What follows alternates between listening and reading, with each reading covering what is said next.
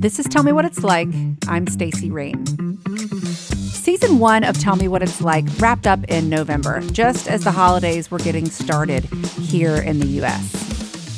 One thing I've always loved about this time of year is all the traditions we practice with the people we love around the holidays. Of course, many traditions come from our religions, and also they come from our cultures. For example, in the South, where I'm from, eating black-eyed peas and cabbage on New Year's Day is supposed to bring luck and money in the year ahead. So I eat it every year. And some traditions are the ones we make ourselves over time. In our family, for instance, we watch Home Alone on Thanksgiving to kick off the holiday season. And on New Year's Eve, we do a make-your-own pizza and ice cream sundaes event. I love traditions. I love how they make it feel like home no matter where you are. And that's something that's really important to our family. And I've always loved hearing about other people's traditions. They're such a window into other people's worlds. And sometimes they're ideas that I want to borrow, that I want to incorporate into our lives as well. For example, a friend once told me about the game night her whole family does every New Year's Eve. And it instantly became something I could see our family doing too. I just love that. She has this thing that she looks forward to every single year, and it's something that brings her back home. So for this bonus episode of Tell Me What It's Like, I reached out to some of the guests from season 1 and asked them to share some of their favorite holiday traditions. The first person I heard back from was Carrie Nelson from episode 1. She told us what life was like in Antarctica in that episode, and fittingly, her holiday tradition takes us right back. My favorite holiday in Antarctica is one that's actually pretty unique to Antarctica, and that is Midwinter Day. Midwinter Day is celebrated on what in the north is the summer solstice, in the south it's the winter solstice, and it's the day when the sun goes as far away from Antarctica as it possibly can and starts turning around. And as an Antarctican, you know that the sun is heading back your direction and you're in the middle of winter, 24 hours dark. And so all across the continent, Antarctic stations celebrate. We're so far apart that we don't necessarily celebrate together, but the entire continent is recognizing this holiday as this period where finally the dark is coming to an end. It's going to take a few months, but the sun is coming back, and it's a really wonderful time. And the programs that I've been involved in and the places that I've been, it's celebrated with a huge meal. It's almost like Christmas from when I grew up, but instead it's midwinter. You think about the people who are in Antarctica in the many years before you were there. You eat a lot of good food. You have, in our case, in the American program, big dance party afterwards. Everybody's just really merry and celebratory, and it feels very cool to be celebrating this with people you don't know, but who are all over the continent celebrating with you. Another tradition came from Morton Barlaz, who you might remember from the episode about what landfills are really like. He shared a tradition that his family does on every Thanksgiving Day, going around the table and saying what they're thankful for. It occurred to me as I listened to him that this tradition doesn't have to be kept at Thanksgiving. It feels especially fitting at the end of the year too, like on New Year's Eve, as a way to reflect on the year. Here's what he said. One holiday tradition that I always remember is at Thanksgiving, we would go around the table and each person would say what they are thankful for. And we often had international students to our home, and it was their first celebration of an American Thanksgiving. It's meaningful because sometimes we lose sight of all that we have to be thankful for, and the simple act of having to say what you're thankful for at Thanksgiving, I thought was appropriate and meaningful. Wildlife rehabilitator Alexis Brose talked about how some traditions stay with us from our original families and how new ones start to come about once we leave home, whether that's in college or when we begin families of our own. She shared that some of her traditions even come from the wildlife she's so dedicated to caring for. So our family tradition is pierogi making. So on my mom's side, we're very Polish. And of course, like, maybe she made them when I was younger. My grandma made them when I was younger. And now a lot of times that's my dish that I bring to the holidays. But if we can get together and make the pierogies as a family or bring other people who've never made pierogies into it before, I like to do a traditional, like potato, garlic, whatever pierogi. And then I like to come up with a really wacky flavored one. And I guess the real extra family tradition in this is my grandmother, before she passed away, she had this funny thing that she'd do where she always had the guess the ingredient or guess the secret ingredient. Yeah. And as she got older, it got kind of more wild and wacky, but it would be stuff like she'd use Cheez-Its in her meatballs, or there'd be like diced up apple or pineapple or something in things, like something really unexpected, like water chestnuts for texture, or, Yeah. but you're always, you'd have to guess, and that was part of the fun. And so now I kind of do something similar with my pierogies, where I make everyone like, guess what the flavor is this year. So that's how we've sort of kept her memory with us. If you're wondering what a pierogi is, like I was when Alexis was telling me about this, she told me it's a traditional Polish dumpling, usually filled with potatoes and cheese or anything really, she said. They can be savory or sweet. They're boiled and then they're pan fried and they sound delicious. Yeah, the most traditional way, I think, and of course I'm a little biased because, a lot of people put cheese and stuff, and, I've been vegan for years, so I make like a vegan version, but there's not much that isn't vegan to them. You can, like I said, but a lot of people put a lot of cheese in them, but I like just the potato and onion and garlic, and then you make them with sauteed onions and just like, oil or butter and fry them up, and yeah, that's Sounds the way amazing. to do it. Last year, I made a sweet potato, like, um, and sage. It was like a savory stuffing, like pecan and sage, like Yeah. a brown butter, and that was a really popular one. I've made like curried butternut squash filled with. I made really wacky ones, or like purple potatoes instead of regular potatoes, so they're that Yeah. bright fluorescent purple. But something fun we do. I love it. I love that you hold your grandmother's memory with that and it becomes something that people can do together. Yeah. And That's then, great. with the rescue and all the animals, we have another host traditions that we've started with that, especially with Thanksgiving coming up. It's such a time centered on eating animals and consumption. For us, it's really sad because we rescue a lot of turkeys and we love the turkeys. And yeah, we get it. People eat meat every day, but it is like we get to know these personalities of these animals and these birds, these turkeys so well. So we always make them a Thanksgiving feast, and we'll get them like pumpkins and really like just put extra effort into decorating it and making it look like a whole, feast and setting it up for them. So everybody gets a little something extra special. We really celebrate the animals, especially our domestic rescues on Thanksgiving. Bill Horan walked me through his family's Christmas Eve traditions, which include the Feast of the Seven Fishes. I didn't know really what that was, so I had to look it up. It's an Italian-American Christmas Eve tradition centered around, you guessed it, eating a lot of fish. Our Christmas traditions begin on Christmas Eve. Around 4 o'clock, we all go to Mass at the local church about 3 blocks away. As soon as Mass is over, we rush home because that's when all the food starts to come out. We deal with the 7 fishes based on tradition on the day before Christmas. And after that, we have something called Yankee Swap. I think it also goes by other names, but basically people bring a prize or a present that's pre-wrapped. They put it all in a pile, and then we go around in a circle, and everyone gets to pick a gift. If you don't want one of the gifts left in the circle, you can ask someone else to swap their gift with you. So if guest number 3 has already picked a gift and you're guest number 7, you can ask them for their gift, and then they get a new choice, but of the remaining gifts. After that, we give out gifts to the children, and that usually winds up with a room full of paper as high as our waist.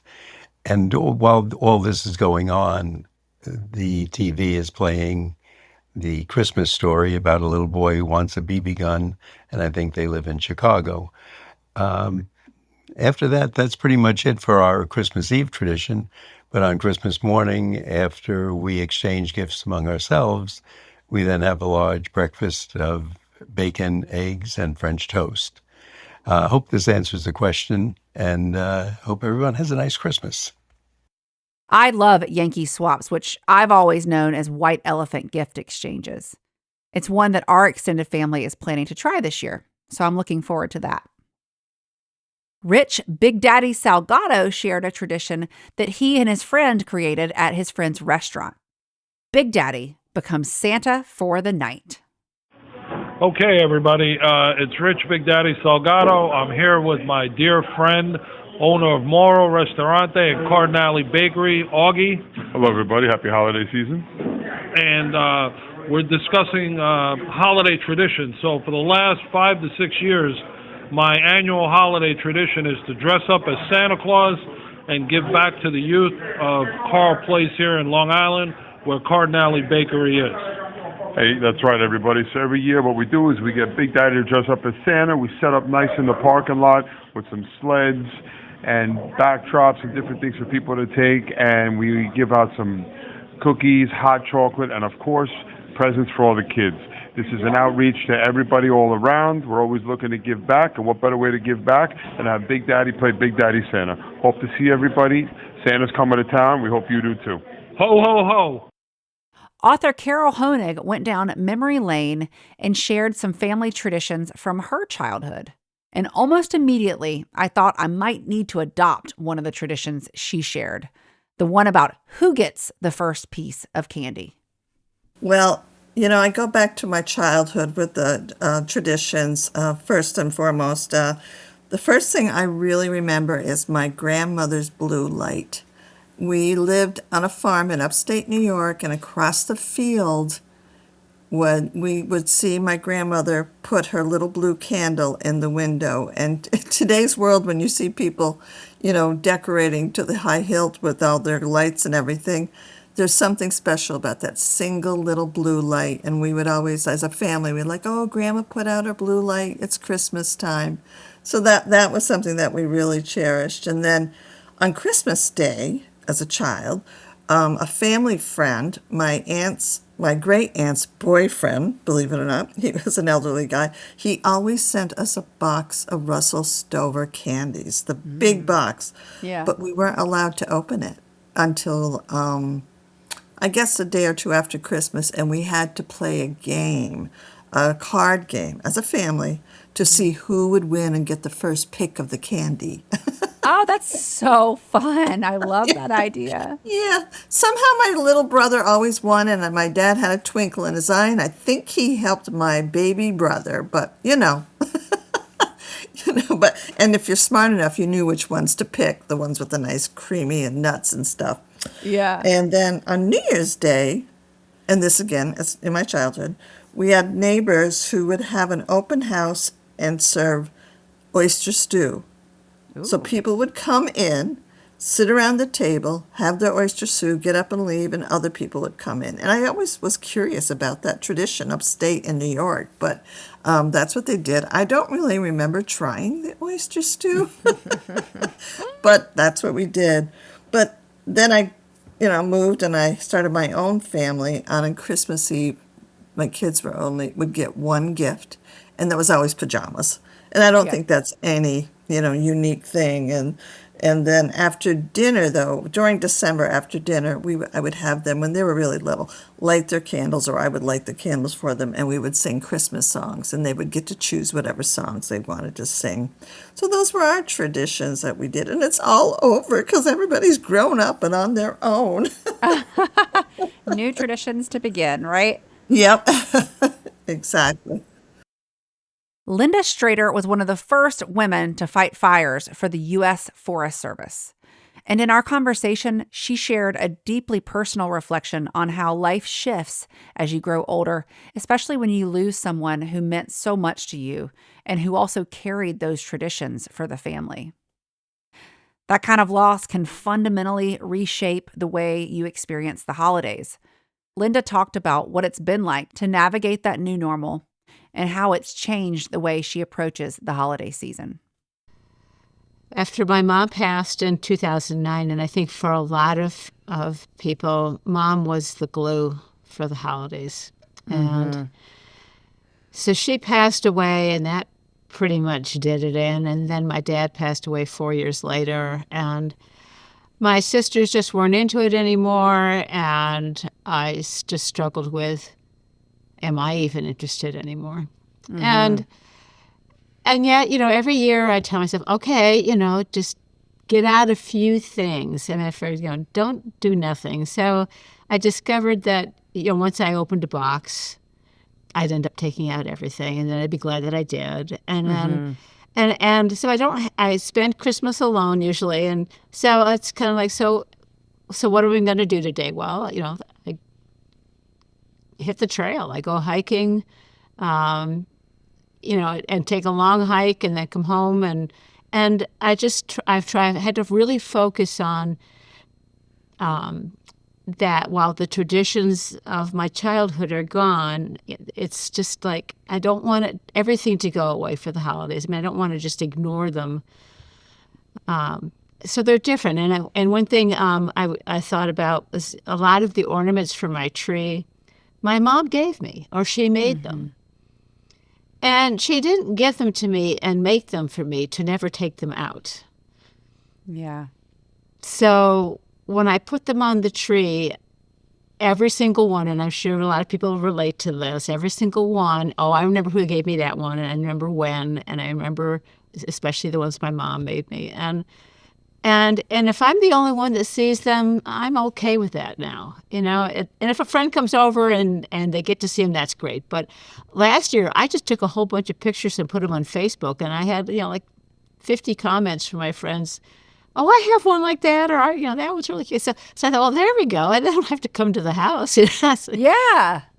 So, yeah, I love and that. I think it's interesting because I just joined a Facebook group about living solo, and it doesn't necessarily, it says aging solo is kind of what it was called, and I just kind of I read the posts, and of course everything right now is all about how you get through the holidays. And I totally relate to that. And I thought, and I realized that what I'm doing, a lot of people are doing. It's like, get out the decorations anyway, go do something for you. And I think that's really good advice. I think that it helps a lot. It's tough as you get older and your family is gone. And, Yeah. But I think that's great advice to get the stuff out, to enjoy. It's like that your ornaments can be, a memory box in a way. When I hear you tell it, I think about mine, and it's such a memory box. Oh, incredibly so. And every time I think, I'm not going to put them all up. Yeah. Right. Yeah, sure. Yeah, right. And, the tree's not big enough for all of them. And I ended up cramming the tree full of them anyway. And so that's the other thing is that you're right. I mean, everyone, even the smallest little things where I think, I probably bought that, at a flea market or something. Who cares? I bought it because I liked it, and I made a lot of them myself when I first went on my own and I was collecting things. The first, I would say, maybe 10 Christmases, where it was me and either the boy I was living with or later my husband. I made them all. I made a lot of them, and so that brings back memories too of the ones that I created, and I can remember when and where I was when I did them. Yeah, I love that. That is really good memories. I also love that you get out in nature, which I know is your happy place. Yeah, it's I've had people tell me, well, just walk around the neighborhood, and I'm like, that's not nature. Yeah. Dodging cars and barking dogs and all that. I'll do that if I have to, but no, I gotta go into a forest where it's quiet and there's water running and yeah. I love that. I think it's very helpful. Thank you so much. Oh, you're quite welcome. I think that it's important to remember that as things change, and it doesn't mean you have to give up on the holidays. And finally, Sarah Tarasinski from the last episode of season 1 shared some of her holiday traditions. I loved her ornament tradition. And of course, she also shared a sustainability tip woven right into the way that she celebrates the holidays. So I have a few holiday traditions. Let's start with the ones that we do on Christmas Eve. Always a big Italian meal. Why? I don't know. We just, when we got married, we just decided, probably because that's all I could really cook when we got married. So my husband's mostly the chef, not me, but big Italian meal, which the kids love. And it's really great for kids because you can fit a lot of different food personalities into an Italian meal, Mm-hmm. which is really nice. And then we used to always read "'Twas the Night Before Christmas" right before bed with, we put the cookies out and we throw some oatmeal out in the yard for the reindeer. But now my daughter does it. She reads the book to the boys. So instead of mommy reading it, big sis reads it, which is really sweet. And then also on Christmas Eve, we do a couple of gifts. My husband gives the kids an ornament every year, a special ornament that he picks out. And then once they open it, he'll write the date on it. And he loves that because, and I love it too, because then when they grow up and they go have their own family, they have a little set of ornaments that represent each year with their parents, which totally chokes me up. I don't know why that chokes me up. Oh, I love that. So that's a really sweet one. And then, of course, I always give them stuffies and a PJ. So that's kind of our Christmas Eve traditions. And then always I do a sustainable holiday card. And this year will be year 10 of me doing a video Christmas card. So I started doing this long before Reels. I mean, people weren't putting videos on social media very often. I used to not really do pictures on Instagram. I always did videos, like DIY videos. So it wasn't super popular. I didn't get a lot of clicks on that back then. But every year I would save all year long. I would anytime I did a little video on my phone, I would put it in a little file, a little photo album. And then I'm actually working on it right now.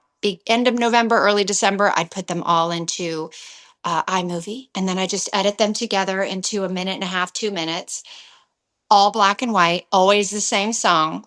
And there's no talking. It's just all a montage of everything that we've done throughout the year as a family. And then I send that off as a link. And I'm sure more people are going to start doing it because of how popular TikTok and Reels and everything are, but it is the best Christmas card because if you just do the prep through the year and then you take like 2 hours one evening, it's way less time consuming than doing Christmas cards. And also, it's all the memories from the year. People can actually watch you with the music. Yeah. It's such a visual, lovely thing. And I think personally, with the amount of waste you're saving as well, just from sending a virtual video Christmas card, it is amazing. And you don't have to save all year. You can just take one special little event, whatever you like, and edit it up black and white. But that is my favorite tradition. And this is year 10. So I thought maybe one of these days, maybe when my kids are a little older, I'm going to take the clips from each year and like make one big one when they're all grown up with all their baby. Because it's so lovely to go back and see their trips to Santa and all the things that you video. So so that's probably my favorite tradition. That's such a good idea. I love that. And one thing I've been thinking about a lot too is photo albums. Because we don't have those as much because we take all digital photos. But then someone's got all of their pictures for the year. So if they did all want the pictures. Yeah, exactly. And I love when people send me holiday cards with photos and stuff and recaps of their kids. But what do you do with that? Like, what do you really do with that? Do you know what I mean? And then the postage and the envelope. If I have a little, and I just put it on my social media, and then I just send the social media link. So it's like super easy. They don't have to like overload their phone with a big link. And then they can just click on it and everybody can see it. And it's a lovely thing to be able to see everybody in real time moving around. And you're like, oh, that's what they did this year. And it's, it's fun because you get to see the people. And instead of, I am not a big portrait girl. I have never gotten my family together for the cheesy portrait smile. A lot of people love that. I like candids. I'd rather see my kid, playing in the ocean in their diaper personally in photo. So, so it's a different fun take, and I'm very excited to do mine this year. Of course, I'll be sending you one. Yes, thank you. I love it. Yes. Yeah, so that's a fun one. And it keeps a bunch of, one of those wasteful times that we don't really need to be, using all the paper. Save the trees. I love that. That's a great idea. I hope you enjoyed hearing some of the holiday traditions shared by guests on season 1 of Tell Me What It's Like. Wherever you are celebrating this season, I hope you're able to make time to connect with the people who matter most, to reflect on the year that's passed, and to look ahead to the new year that's coming with joy. Happy holidays from my family to yours.